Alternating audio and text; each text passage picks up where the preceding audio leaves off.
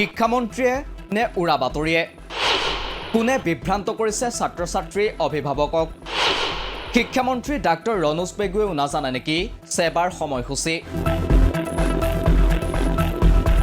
20 এপ্ৰিলত মেট্ৰিক পৰীক্ষাৰ ফলাফল ওলাব বুলি প্ৰচাৰ চলা খবৰক ফেক নিউজ আখ্যা দিছিল শিক্ষামন্ত্ৰী ৰনোজ পেগুৱে কিন্তু ফেক নিউজৰ কথাই যেন সঁচা হ'ল 20 এপ্ৰিলতেই ওলাল মেট্ৰিকৰ ফলাফল এয়া অসমৰ শিক্ষামন্ত্ৰী ডাক্তৰ ৰনোজ পেগুৰ এটা দিনৰ আগৰ টুইট অৰ্থাৎ 19 এপ্ৰিলৰ সন্ধিয়া 9:35 টুইটাৰত আপডেট দিছে মন্ত্ৰী ৰনোজ পেগুৱে লিখিছে কোনো দুষ্কৃতিকাৰীয়ে মোৰ টুইটাৰ একাউণ্টৰ ভুৱা স্ক্ৰীনশ্বট ব্যৱহাৰ কৰি উৰা বাতৰি বিয়পাই আছে যে 2024 চনৰ মেট্ৰিক আৰু হায়াৰ ছেকেণ্ডাৰী পৰীক্ষাৰ ফলাফল কাইলৈ শনিবাৰে ঘোষণা কৰা হ'ব এয়া সঁচা নহয় সেবাই নিজৰ নিৰ্ধাৰিত সময়সূচী অনুসৰি পৰীক্ষাৰ ফলাফল ঘোষণা কৰিব ইয়াৰ লগতে সংলগ্ন কৰিছে শিক্ষামন্ত্ৰী ৰনোজ পেগুৰ নামত বিয়পি ফুৰা উৰা বাতৰিৰ ভাইৰেল স্ক্ৰীনশ্বটটো মন্ত্ৰী ৰনোজ পেগুৱে এই বাতৰি ভুৱা বুলি উল্লেখ কৰিলে ঠিকেই কিন্তু সেবাৰ নিজৰ নিৰ্ধাৰিত সময়সূচী কি সেই বিষয়ে একো উল্লেখ নকৰিলে কেতিয়া মেট্ৰিকৰ ফলাফল ঘোষণা কৰা হ'ব বা কেতিয়া হায়াৰ ছেকেণ্ডাৰীৰ ফলাফল ঘোষণা কৰা হ'ব মন্ত্ৰীগৰাকীৰ এই টুইটৰ মাত্ৰ কেইটামান ঘণ্টাৰ পাছতেই সেবাই জাৰি কৰিলে এই জাননী মতে 20 এপ্ৰিলতেই সেবাই ঘোষণা কৰিব মেট্ৰিকৰ ফলাফল কেইটামান ঘণ্টা পূৰ্বে ফেক নিউজ আখ্যা দিয়া খবৰটোকেই সত্যতা প্ৰদান কৰি সেবাই 10:30 ঘোষণা কৰিলে ফলাফল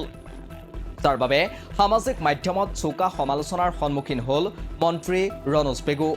বহুতেই তুলিলে পদত্যাগৰ দাবী কৃষক মুক্তি সংগ্ৰাম সমিতিৰ সাধাৰণ সম্পাদক বিদ্যুৎ শইকীয়াৰো কটাক্ষ শিক্ষা বিভাগত কি চলি আছে সেয়া নাজানে শিক্ষামন্ত্ৰী ৰনোজ পেগুৱে যে শিক্ষামন্ত্ৰীগৰাকী আচলতে নাজানে যে শিক্ষা বিভাগত কি চলি আছে তেওঁ যিমানেই ভাও নিদিয়ক লাগিলে তেওঁ যিমানেই দম্ভ নকৰক লাগিলে যিমানেই তেওঁ কেবিনেট মন্ত্ৰী টাইপ এটা ভাও নিদিয়ক লাগিলে কিন্তু তেওঁ নাজানে শিক্ষা বিভাগত কি চলি আছে ইয়াৰ আগতো আমি দেখিলোঁ যে মেট্ৰিক পৰীক্ষা কোনদিনাৰ পৰা আৰম্ভ হ'ব কোনদিনা শেষ হ'ব যদি কেতিয়াবা তালিকা সলনিও কৰিবলগীয়া হৈছে এই আটাইবিলাক কাম কিন্তু খুদ মুখ্যমন্ত্ৰীগৰাকীয়ে কৰে বা মুখ্যমন্ত্ৰীগৰাকীয়ে ঘোষণা কৰে শিক্ষামন্ত্ৰীগৰাকীয়ে একো নাজানে গতিকে আজি এই আগৰ আটাইবিলাক কথা সকলো অতিক্ৰম কৰি আজি চূড়ান্ত লেভেলত শিক্ষামন্ত্ৰীগৰাকীৰ আমি দুখ লগা অৱস্থাটো দেখিলোঁ গতিকে শিক্ষামন্ত্ৰীগৰাকীলৈ আজিৰ দিনটোত আমি সমবেদনা জ্ঞাপন কৰিছোঁ আৰু আমি সদায় শুনি আছোঁ যে আচলতে এই মন্ত্ৰীবিলাকে যে পুতলা মন্ত্ৰী শিক্ষামন্ত্ৰী হওক আন মন্ত্ৰী হওক তেওঁলোক যে পুতলা মন্ত্ৰী তেওঁলোকে যে ফাইলটো চুবলৈ নাপায়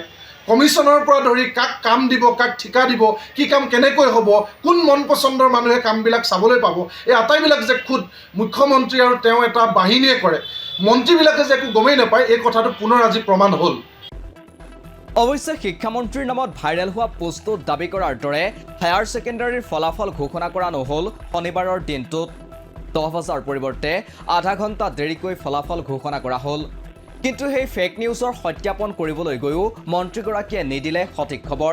এতিয়া প্ৰশ্ন হয় নিৰ্বাচনৰ এনে ধামখুমীয়া ব্যস্ততাৰ মাজতো কোনে কেনেকৈ বিয়পালে এই খবৰ ইয়াৰ সৈতে জড়িত আছে নেকি কোনো বিভাগীয় ব্যক্তি এই প্ৰশ্নবোৰো উত্থাপন হ'ব এই প্ৰশ্নবোৰৰ বিপৰীতে শিক্ষামন্ত্ৰীৰ এই মন্তব্যই কৌতূহলী জনতাক আশ্বস্ত কৰিব পাৰিলেনে শিক্ষামন্ত্ৰীৰ মন্তব্য শুনক আৰু বিচাৰ কৰক মই যোৱাকালি মই ক'তো টুইট কৰা নাই কোনোবাই সেইটো ফটোশ্বপ কৰিছে আৰু ফটোশ্বপ কৰি কালি তেওঁলোকৰ তাত দেখিব HSLC মানে HSটো লিখা আছে হায়াৰ ছেকেণ্ডেৰীটো লিখা আছে সেইটো তেওঁলোকে ফটোশ্বপ এটা মানে টুইট কৰিছে নিচিনা এটা ফটোশ্বপ কৰি মোৰ আৰু মুখ্যমন্ত্ৰী মহোদয়ৰ সেইটো তেওঁলোকে এটা কি কাৰণে মই কৰিছে নাজানো গতিকে সেইটো ফেক আছিলে মই লগে লগে কৈছোঁ সেইটো ফেক আৰু সেইটো আজি পেপাৰতো বাতৰিটো তেনেধৰণে আহিছে কিন্তু সেইটো টুইটটো মানে ফেকটো বনাইছিলে HSLC আৰু হায়াৰ ছেকেণ্ডেৰী কিন্তু আজি মই ৰাতিপুৱা টুইট কৰিছোঁ যে HSLCৰহে ফলাফলটো দিব আজি আৰু হায়াৰ ছেকেণ্ডেৰীৰ ফলাফল সম্পৰ্কে আমি এতিয়াও কোনো কথা আগতীয়াকৈ কোৱা নাই